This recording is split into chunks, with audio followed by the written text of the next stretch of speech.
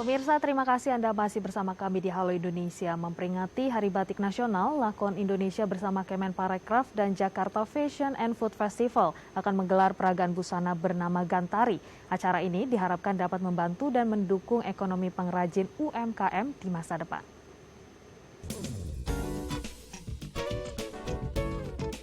Dalam rangka memperingati Hari Batik Nasional, Lakon Indonesia, sebuah gerai fashion serta kerajinan, bekerja sama dengan Kementerian Parekraf dan Jakarta Fashion and Food Festival menggelar peragaan busana bertemakan Gantari, The Final Journey to Java, di Kompleks Candi Prambanan, Jawa Tengah pada 9 Oktober mendatang. Gantari merupakan hasil kerjasama Lakon Indonesia dengan para pengrajin kain di Jawa, artisan, seniman, fashion designer, dan arsitek yang akan mempresentasikan koleksi terbarunya dipadukan dengan budaya dan tradisi Nusantara yang memiliki nilai tinggi. Acara ini diharapkan dapat membantu para pengrajin UMKM, terutama dalam industri fashion dan industri kreatif lain, sebagai pendukungnya untuk bergerak terutama di masa pandemi ini. Dan untuk membahas lebih lanjut seperti apa pagelaran peragaan busana Gantari dan bagaimana Lakon Indonesia membantu meningkatkan ekonomi pengrajin batik, kita akan langsung berbincang bersama Ibu Teresia Mareta selaku founder Lakon Indonesia. Selamat pagi Ibu Teresia. Selamat pagi, Priscil. Ya, Ibu, ini kita akan menjelang memperingati Hari Batik Nasional, kemudian juga ada pagelaran yang nantinya akan launching dilakukan oleh Lakon Indonesia bekerja sama dengan Kemenparekraf, dan memang ini harapannya bisa mendorong UMKM masyarakat begitu. Apa kemudian pagelaran yang akan launching segera, Ibu Teresia, boleh diceritakan? Ya, jadi kami akan mengangkat mengenai pelestarian budaya. Bagaimana budaya itu bisa masuk kembali ke dalam gaya hidup masyarakat Indonesia masa kini. Jadi kami melihat bahwa ada beberapa kekakuan selama ini, seperti ada norma baku yang beredar di dalam masyarakat kita, sehingga ada satu keseganan untuk mengadaptasi budaya itu untuk masuk ke dalam kehidupan sehari-hari kita. Jadi Lakon ingin menyampaikan ini secara lebih segar dan lebih masa kini. Jadi yang akan kami angkat adalah hasil karya tangan pengrajin tradisional yang dirancang oleh perancang yang kompeten. Dalam hal ini kami bekerja sama dengan Irsan, salah satu desainer terkuat yang saat ini dimiliki oleh Indonesia juga. Dan jadi supaya kita singkatnya gini, kalau kita pengen punya baju batik keren untuk jalan-jalan, untuk ngumpul-ngumpul sama teman, untuk ke kantor, untuk ke pesta, bahkan untuk di rumah aja, ya Lakon adalah tempatnya. Kami punya koleksi untuk semuanya itu supaya orang nggak segan untuk pakai dalam hal ini batik atau kain tradisional kita ke dalam kehidupan sehari-hari kita. Baik, semakin mengenalkan kain tradisional Indonesia begitu ya Bu Teresia. Kemudian pada nanti 9 Oktober mendatang, seperti apa kemudian konsepnya, apa tema yang digagas juga, apa kemudian yang nilai-nilai yang nantinya akan dihadirkan begitu kepada masyarakat melalui adanya Gantari ini? Ya, jadi Gantari ini kami bukan hanya mengadakan fashion show saja, tapi ini adalah satu presentasi mengenai budaya. Karena budaya ini kita perlu lestarikan bukan hanya hasil budayanya saja, tapi juga keterampilan tangannya gitu. Jadi makanya di sini kami bekerja sama dengan para pengrajin tradisional. Kami bukan hanya membina mereka, tapi kami mengajak mereka mengadakan beberapa eksperimen yang baru, berbagi ilmu, dan mengajarkan beberapa teknik eksekusi yang lebih baik sehingga mereka bisa berkembang dan bisa menghasilkan karya yang konsisten, lebih matang dan lebih dalam, sehingga ini bisa menjadi modal baru juga buat mereka supaya mereka bisa bergerak terus ke depan di Gantari, bagaimana budaya ini untuk bisa terus hidup dari masa ke masa.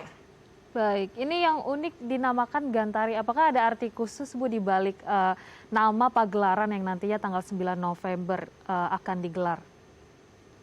Ya, Gantari ini adalah satu hal yang bersifat feminin ya. Jadi ini adalah satu pagelaran yang kami persembahkan juga untuk perempuan di seluruh dunia, terutama di Indonesia, karena kita bisa melihat bahwa kita menyadari bahwa perempuan adalah kunci dari pewarisan nilai-nilai budaya dan etika dalam peradaban manusia dari dulu sampai sekarang sampai ke masa yang akan datang.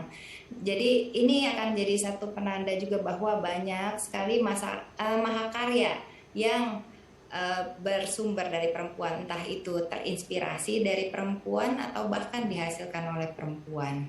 Baik, ada nilai value yang begitu luar biasa ya. Bu Teresia, kemudian kalau tadi kita menarik kembali ke belakang bahwa ada kerjasama dengan para pengrajin tradisional. Ini sudah sejauh mana kerjasama yang dilakukan, pembinaan apa yang diberikan, dan berapa banyak sih pengrajin yang kemudian diikut sertakan dalam proyek ataupun pagelaran yang akan datang? Oke.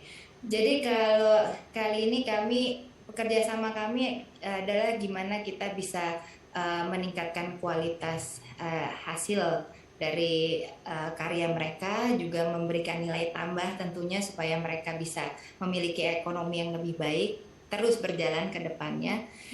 Kami mengadakan beberapa eksperimen, mengajak mereka melakukan sesuatu yang baru, misalnya dari eksperimen warna, tekstur, bahan gitu. Jadi kami sekarang punya batik di denim, batik di kanvas, dan itu bisa membuat mereka jadi punya range produk yang lebih luas juga gitu. Nah, jadi kalau di sini kami akan menggelar batik, jadi yang akan diangkat nanti batik, hasil karya mereka, juga jumputan yang dikenal sekarang sebagai tie-dye, juga tenun lurik gitu. Total koleksi semuanya ada 125 koleksi. Kami harap ini benar-benar bisa menyampaikan pesan yang ingin kami sampaikan. Baik, Lakon Indonesia ini kan tahun kemarin pada bulan November tepatnya ini sudah melakukan juga pagelaran, dan tahun ini di tanggal 9 Oktober nanti kan ada juga pagelaran Ganantri gitu begitu Bu. Bagaimana kemudian perbedaan dari pagelaran tahun kemarin dengan pagelaran tahun ini dengan tema Gantari Bu? Ya, mungkin masih nyambung sama pertanyaan yang tadi ya. Jadi kalau tahun lalu dan tahun ini adalah satu kelanjutan sebenarnya. Jadi kami ingin melakukan sesuatu yang lebih sustain, juga dilakukan terus jangka panjang sehingga hasilnya akan makin baik dan makin baik juga. Nah, tahun ini bedanya sama tahun lalu adalah kali ini dengan kerjasama yang udah lebih panjang dengan mereka, hasil karyanya pasti udah lebih matang dan lebih dalam juga. Hasil karya dari pengrajin itu, dan juga jumlah pengrajinnya yang ikut serta dalam pagelaran kali ini juga lebih banyak. Kalau tahun lalu itu kami bekerja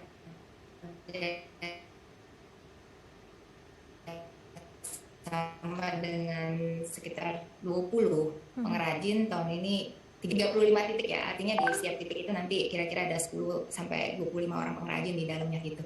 Jadi ini akan mempresentasikan satu hasil karya yang juga nilainya lebih dalam dan lebih matang, juga dengan range yang lebih besar juga. Baik, dalam pagelaran ini tentunya ada dukungan begitu ya Bu. Kalau tadi kita melihat kerjasama bersama juga para pemangku kepentingan seperti Kemenparekraf, kemudian juga melibatkan dari masyarakat yaitu para pengrajin begitu. Apa kemudian dukungan yang juga akhirnya membuat persiapan nantinya di tanggal 9, jelang tanggal 9 ini kemudian harapannya sukses begitu Bu? Ya, jadi kali ini kami mendapatkan dukungan dari banyak pihak gitu.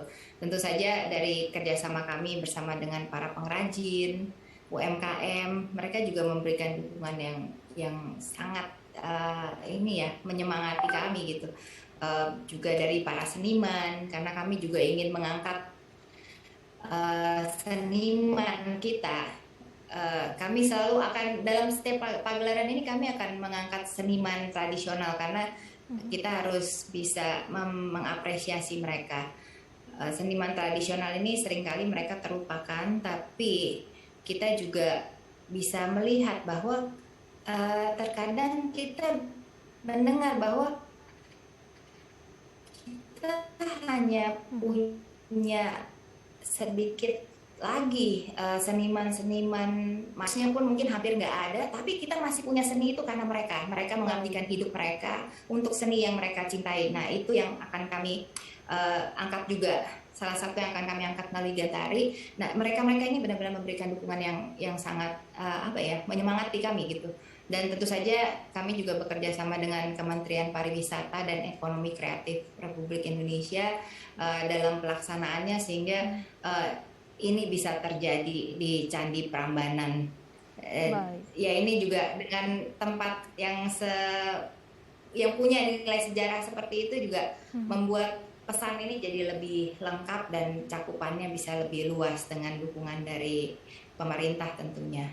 Dan beberapa sponsor lain yang juga membuat hal ini bisa terjadi gitu.